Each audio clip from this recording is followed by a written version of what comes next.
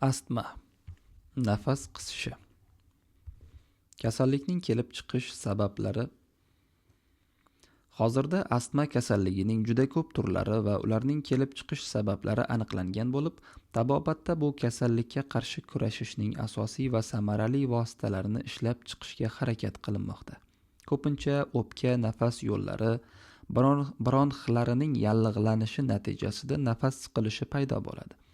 Astma kasali kelib chiqadi. Bu kasallikning kelib chiqishiga bir qancha omillar sabab bo'lishi mumkin. Kuzatishlarga qaraganda, birinchidan allergen deb ataluvchi yot moddalarning yoki kimyoviy gazlarning organizmga ta'siri ham astma kasalligini keltirib chiqaradi. Bundan tashqari, ko'p sigaret chekuvchi kashandalarda ham astma kasalligining ko'p uchrashi aniqlangan.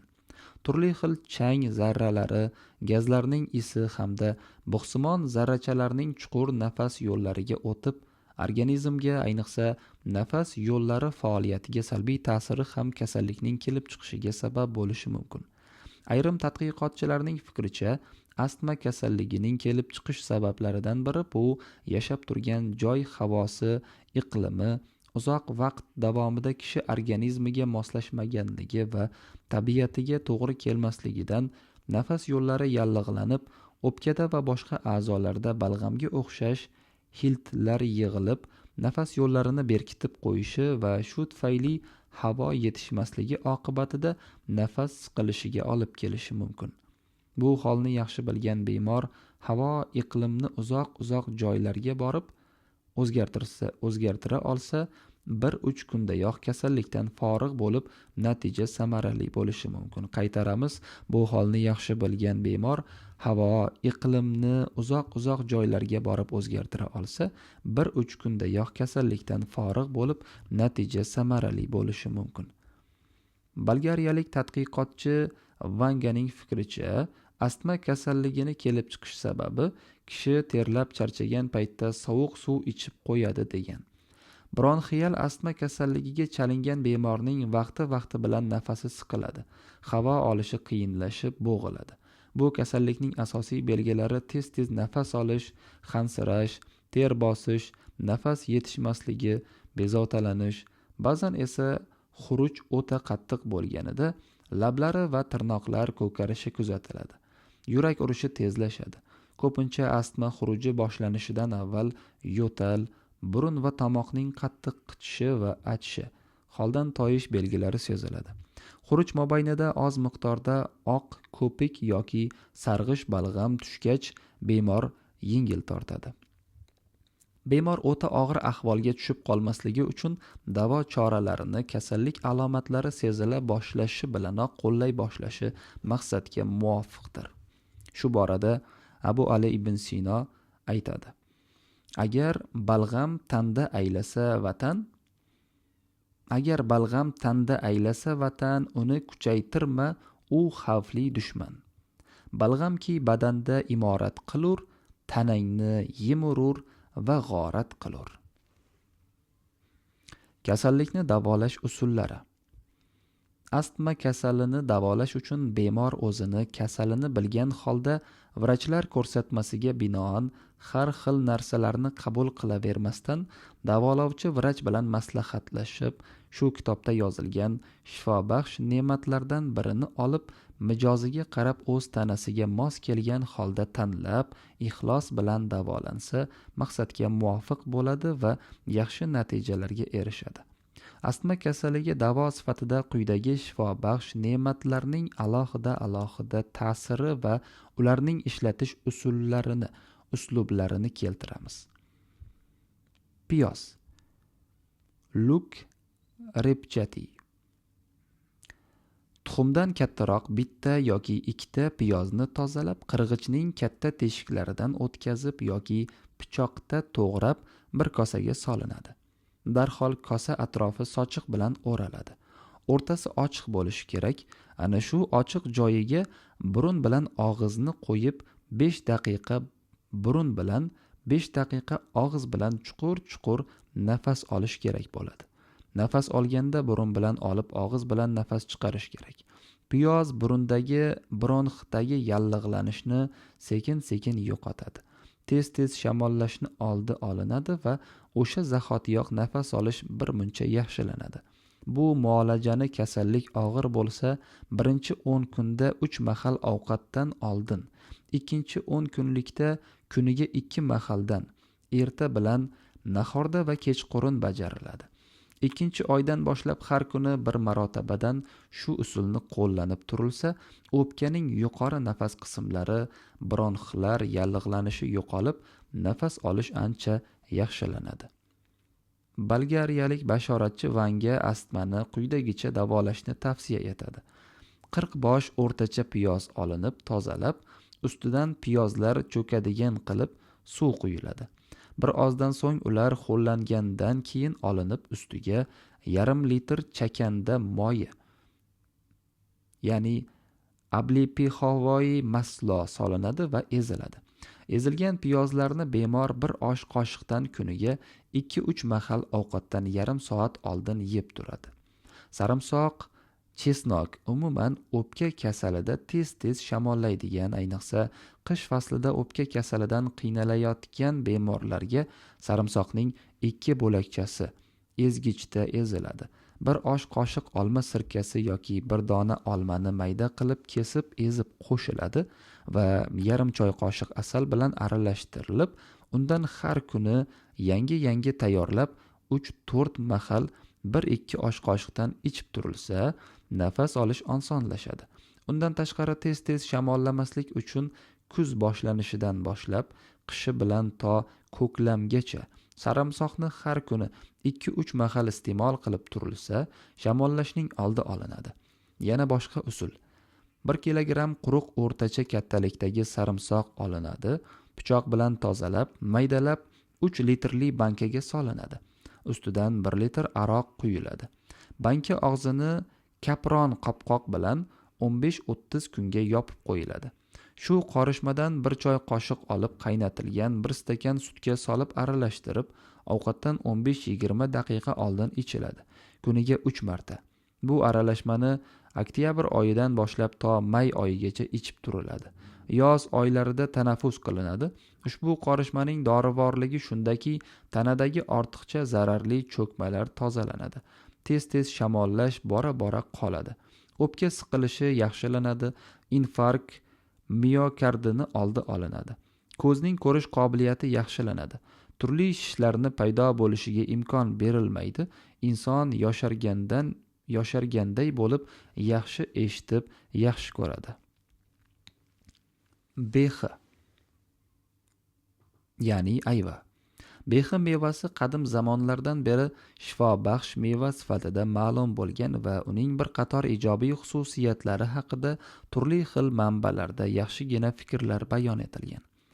Abu Ali ibn Sino tomonidan ham behi astma kasalligini davolashda muvaffaqiyatli qo'llangan.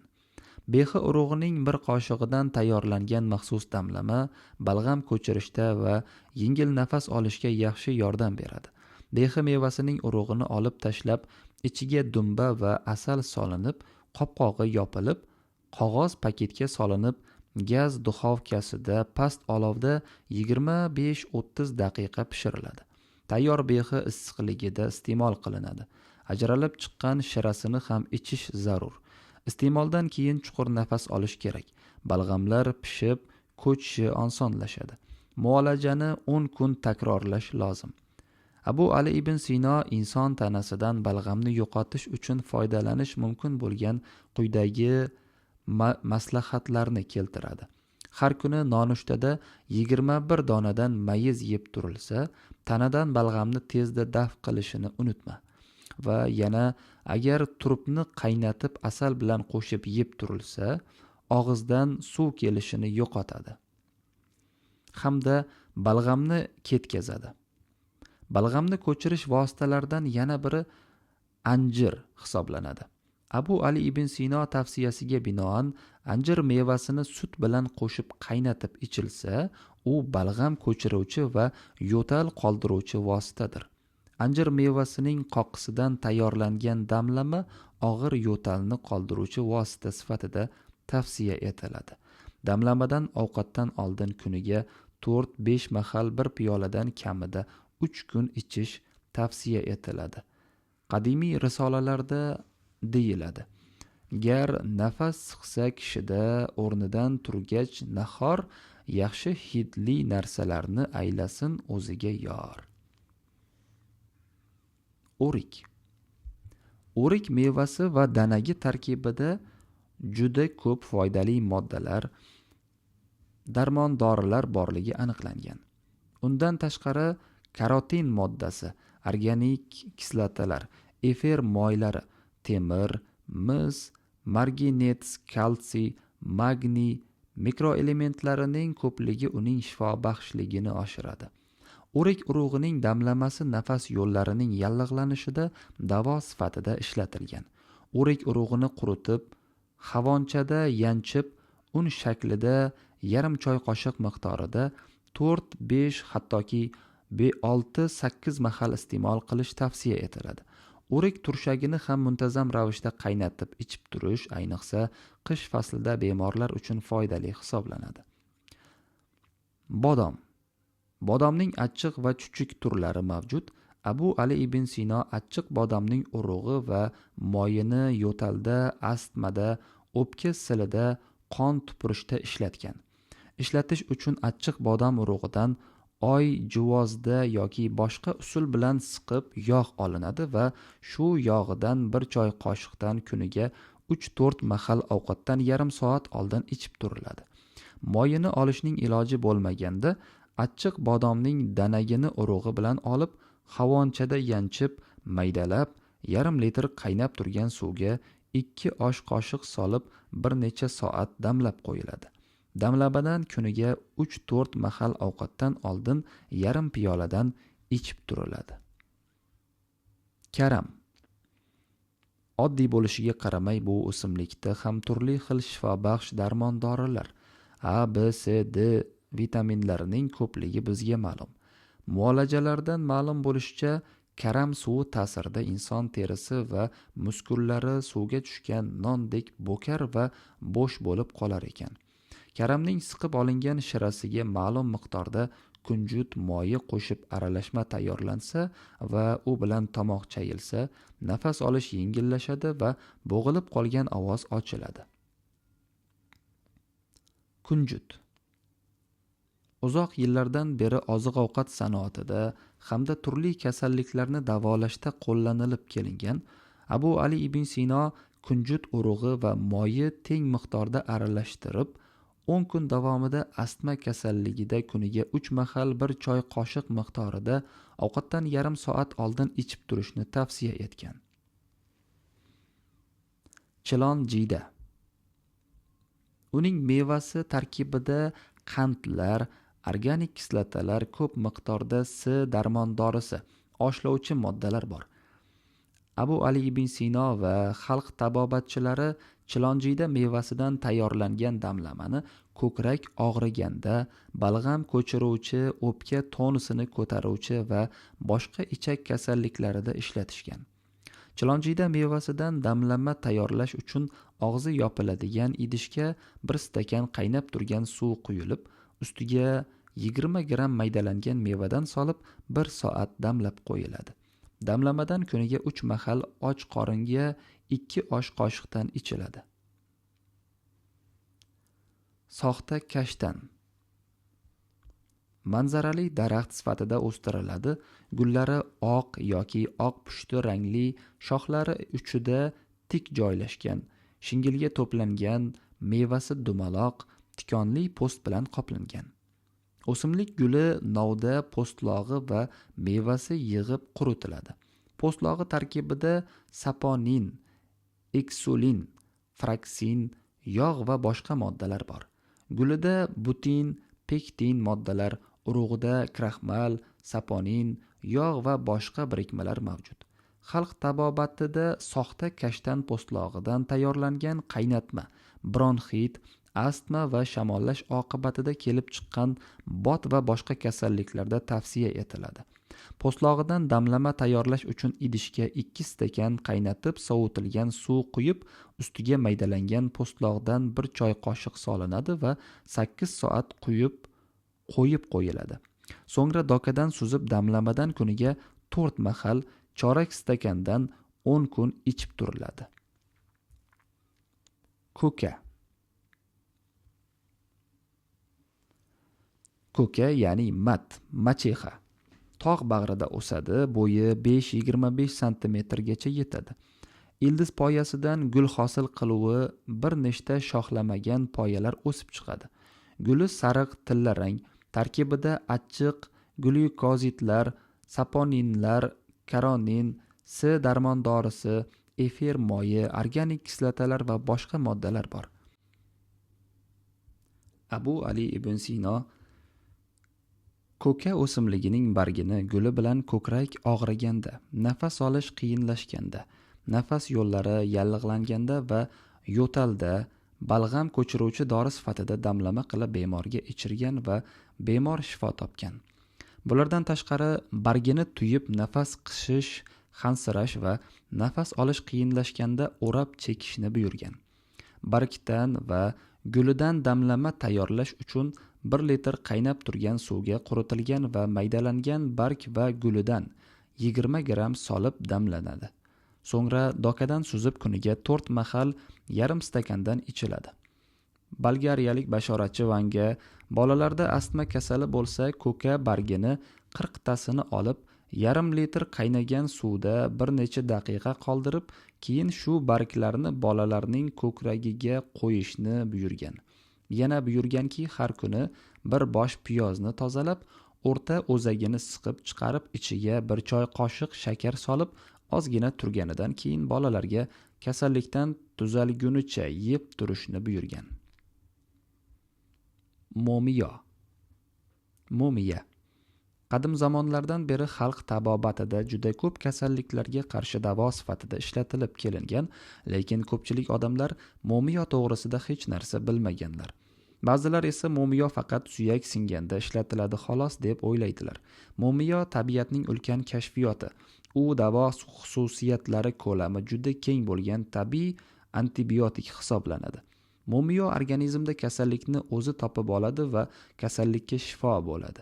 Chunki momiyo tarkibida 28 ta kimyoviy element, aminokislota, bir qator darmondorilar, efir moylari, asalari, zahari, simola-simon moddalar bo'lib, u 100 dan ortiq kasalliklarga davodir. Abu Ali ibn Sino o'z asarlarida momiyoning davo xususiyatlari juda keng, yaxshi momiyo qo'lda biroz ezilsa, tez yumshaydi, yomoni qattiqligicha qolaveradi deydi. Momiyoni astma kasalida qon tuflashda kuniga 0,2-0,5 gramdan 2 mahal ichiladi. Sebarg'a, ya'ni kliver palzuchi. Ariq bo'ylarida, adirlarda, nam joylarda o'sadi, bedaga o'xshab ketadi. Gullari pushti yoki qizil rangli bo'lib, boshchaga to'plangan. O'simlik gulidan damlama tayyorlash uchun gulidan bir choy qoshiq olib, 1 stakan qaynab turgan suvga solinadi. Biroz turgach, dokadan suzib kuniga 2-3 mahal yarim piyoladan ichilsa, badandagi balg'am tez va yaxshi ko'chadi. Murch, maryammi yoki yovvoyi murch. Xalq tabobatida shamollash oqibatida yo'tal paydo bo'lib nafas siqsa, ko'krak og'rib kasallik boshlanayotganda terlatuvchi va peshob haydovchi sifatida murch qo'llanilgan. Abu Ali ibn Sinoning yozishicha, murchda tortish, shimdirish va tozalash quvvati bor. Murch yo'talga, ko'krak og'riqlariga foyda qiladi. Agar asal bilan qo'shib tanglayga surtilsa, o'pkani tozalaydi va tomoq og'rig'iga foyda qiladi. Astma kasalida bir choynakka 10-15 dona murch va 2 choy qoshiq asal solib ustidan shifobaxsh o'simlikdan yoki qora choydan ozgina solib sochiqqa o'rab damlab qo'yiladi. 10-15 daqiqadan so'ng ichiladi yoki asalsiz murchni o'zini damlash ham maqsadga muvofiq bo'ladi. Astma kasalini davolashda xalq tabobatida boshqa shifobaxsh o'simliklardan sariq halilali choyni Arpa badiyonli choyni murchga qo'shib yuqoridagi usulda ichish buyurilgan va yaxshi natijalarga erishilgan. Yalpiz, tog' choy, choy o't. Agar yo'tal oqibatida o'pkadan qon aralash ko'pik yoki balg'am ko'chganda, yalpiz va choy o'tidan qon to'xtatuvchi, balg'am ko'chiruvchi va yo'tal qoldiruvchi sifatida foydalanilgan. Qaynatma tayyorlash uchun yalpiz va choy o'tining ustki qismidan teng miqdorda aralashtirib, shundan bir osh qoshiqda olib, bir stakan qaynab turgan suvga solib 5 daqiqa qaynatiladi. Keyin dokada suzib ovqatdan 20 daqiqa oldin 1-2 osh qoshiqdan 3-4 mahal ichib turiladi. Kovar kovul. Kovar kovul. Kapertsi kalyuchi.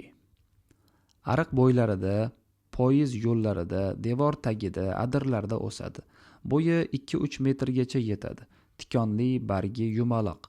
Gullari oq rang qo'ltig'iga joylashgan. Guli va bargi tarkibida S darmondori, rutin, stahidrin va boshqa moddalar bor.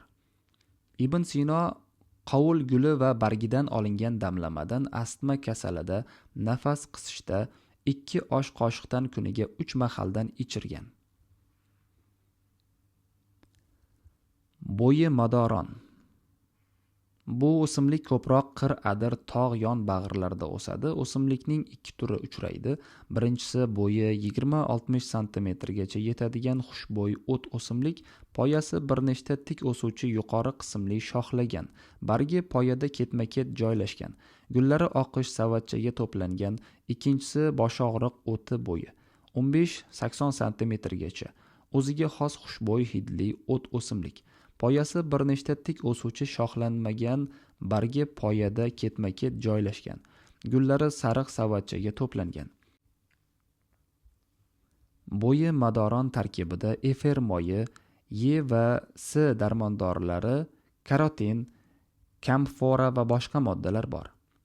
Ibn Sino boshog'riq o'tning yer ustki qismidan, ayniqsa gulidan damlama tayyorlab nafas olish qiyinlashganda ichishni buyurgan. Damlama tayyorlash uchun biror og'zi yopiladigan idishga 1 stakan qaynab turgan suv quyib, ustiga o'simlikning yer ustki qismidan yoki gulidan 1 osh qoshiq solinadi va 1 soat damlanadi. So'ngra dokada suzilib, kuniga 3-4 mahal ovqatdan oldin 1 osh qoshiqdan ichiladi. Qimiz. Biya suti qimizning shifobaxshligi azaldan ma'lum.